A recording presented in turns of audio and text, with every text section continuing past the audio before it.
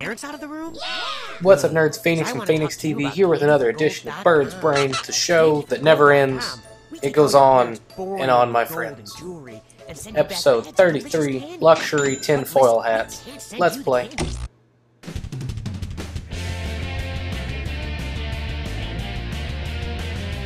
I am Cookie Masterson, and I am just 60 credit hours short of earning a master's degree. Playing alone, I see. What else is new? And our wrong answer to the game is brought to you by... Luxury tinfoil hats. When you're paranoid about aliens and keeping up with the latest fashion, luxury tinfoil hats. If you happen to find our sponsor's wrong answer to the game, you'll be rewarded with big prizes and cash. And we're off. Paranoid Paris. I don't know. We'll see. I probably won't ever see it, but whatever. First on the docket, this shower is golden. Oh. On the occasions that I bathe, I only use Zest soap. It's literally the only soap that gets me zestfully clean. If the way Zest soap got you zestfully clean were the process cooks use to collect zest, what would it do? Crush you, burn you, gut your insides, or rip off your skin? Burn it. Ah! Great start. I so wanted you to pick this one. The zest of a citrus fruit is the fruit's rind, and it's collected by cutting, scraping, or grating the peel. Oh, yeah. I think I'll just stick to my usual method of bathing, running naked through the local car wash. Oh, Mama, gonna tell you what I'm gonna do! Say it so! And on its way, go to the light.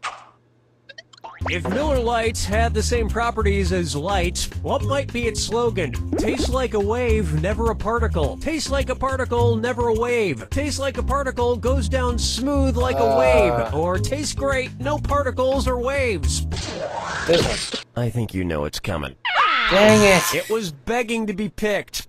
Light has a dual nature. It contains properties of both particles and waves. And the relationship between light and beer is all explained in Einstein's drunken paper. What the f*** are you looking at? This is going forward. Very bad. Very quick. Pucker up for old Saint Jeselnik. Great. But something I know. Comedian Anthony Jeselnik has a show on Comedy Central that's just about being offensive. It's even called the Jeselnik Offensive. Speaking of which... if Anthony Jeselnik made a joke about an offensive fencing move, what might be the setup? You ever see a priest epee himself? My girlfriend says I sabered... This one. That was quality. Next time, try this. A saber, epee, and foil are all types of swords in fencing. A flesh is an offensive attack. Dang it. If you ask me, fencing masks are pretty offensive to flies. Come on, their eyes aren't that ugly. Dang.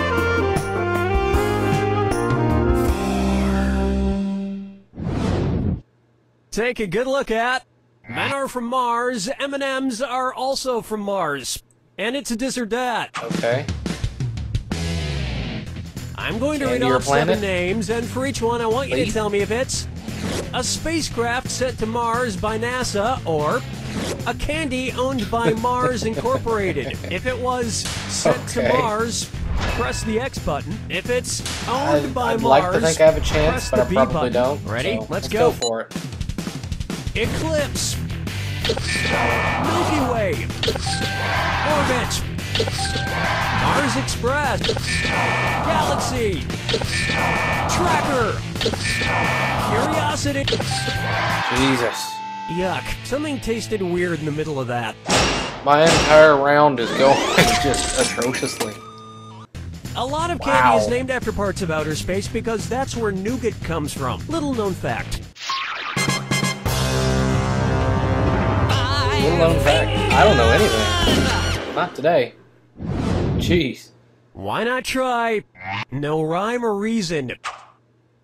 What do author John Updike and Eminem have in common? Both are using pseudonyms, both have won Pulitzers, both are famous for a character named Rabbit, or both collaborated with Dr. Dre.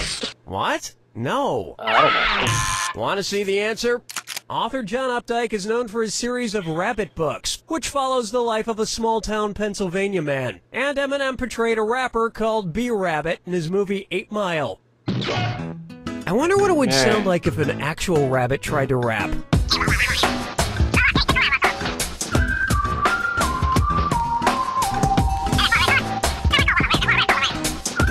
Yeah, something like that.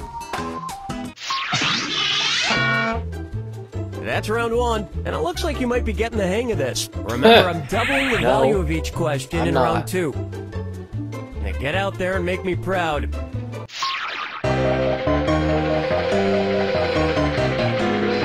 I'm just hoping that I don't have my first ever negative round. May I introduce... Unless I've had one before now. I don't know. Which of these classic toys best embodies the phrase E pluribus unum? Operation Skip It, Voltron, or Tickle Me Elmo? This one. Let me show you something. God. E pluribus unum translates to out of many, one. Yeah. And Voltron was originally formed when 5 mechanical lions assembled to make one big robot. I always felt bad for the lion that had to be the crotch. You know Voltron's enemies are going right for the crotch every time. Question 7. I knew the wrong answer just to get in the positives. Open wide for family splatters. It's the put the choices into order, then buzz in and see if you are right. Question. Okay. And there's some extra allowance money for a right answer. Arrange these families in order of fewest to most children. Brady family, Von Trapp family, Duggar family. Duggar, Brady, Von Trapp, Brady, Duggar, Brady. This one. There are 6 children in the Brady family, 7 in the Von Trapp family, and currently 19, yes, 19 children in the Duggar family. That just earned you an extra $1,000. Hey, imagine all those kids in a daddy day camp led by, say, Cuba Gooding Jr. I think you'd have a really funny movie there. Think about it, Hollywood. Follow me down to the sea. How about something about it? Here we have Aluminum hat. You ain't nothing but a hound god. Wow. If Elvis Presley had constructed Graceland in the original city of Memphis, what room might he have built instead of the jungle room? The Sahara Desert room, the Australian Outback room, the Amazon Rainforest room, or the Scottish Highlands room? There's one in Africa. Memphis is the ancient capital of Egypt, located in the eastern Sahara Desert. And everybody in ancient Memphis used to go on and on about how their barbecue was the best.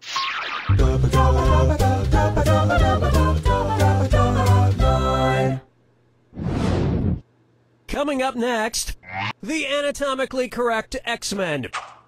Okay, listen up. X-Men's Wolverine has 3 adamantium claws on each hand. So, tell me this. How many extra adamantium claws would X-Men's Wolverine have to grow on each hand to match the amount of claws on an actual Wolverine's paw? 1 extra on each hand, 2 extra on each hand, 3 extra on each hand, or no extra, he has the right amount. Don't Wolverines have 4? No way, bub. Dang it. Here's what you meant to pick. Wolverine has 3 adamantium claws on each hand, but an actual Wolverine has 5, so he'd have to grow 2 extra per hand. Or he could just change his name to the Three-Toed Sloth, whichever's easier. I don't know that anyone would read the Three-Toed Sloth. How about Just a guess. stringing you along? Having a relationship with which of these characters would not come with no strings attached? Lamb Chop, Triumph, the Insult Comic Dog, Howdy Doody, or Alf? This one. Howdy Doody is a marionette, meaning he's controlled by strings. The others are all puppets. So, dating Howdy Doody would come with strings attached. Right. Howdy Doody also comes in a lot of baggage. Still negative. Oh. Step right up to the Jack Attack. When you see 2 clues that match, press your A button. $2,000 if you're right. But if you're wrong, you lose 2,000. And one more thing. Remember the Category that I know every one of them It's gotta to. be a match that Please? fits this clue. It's Ladies' Night. And what's the lady's name? Good luck. Oh god. Bad Romance Singers, Lady Gaga. So, okay. Okay. This could be worse. Yeah. Naked horseback rider. That's Lady Godiva.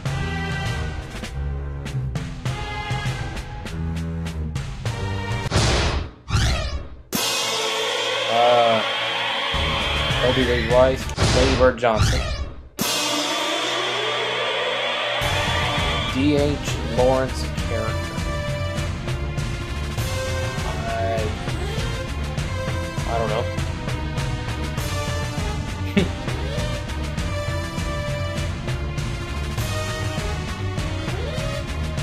One of many things I don't know. Especially today. Bang. Cinderella's Wicked Stepmother.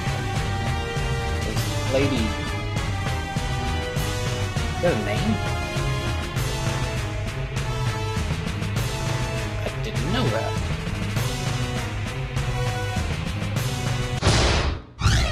That doesn't make any sense though. So, Macbeth's wife. Aww. I don't know.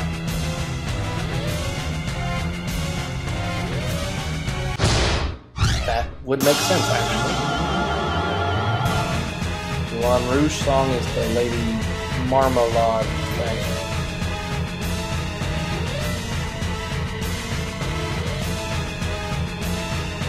Yeah. Right around 10,000. Saved it from a very poor start. That's the game! Sometimes I get the feeling that people these days like to use the term lady ironically. I mean, is there anything especially ladylike about Lady Gaga parading around in neat dresses with her lower ankles exposed for all the world to see? How uncouth! You don't know Jack! Well, if you made it this far, you fared better than I did. It's been Phoenix from PhoenixTV. Thanks for watching. Hopefully next week I don't stink up the place as bad. That's what we pour it. Yeah. Thanks for watching.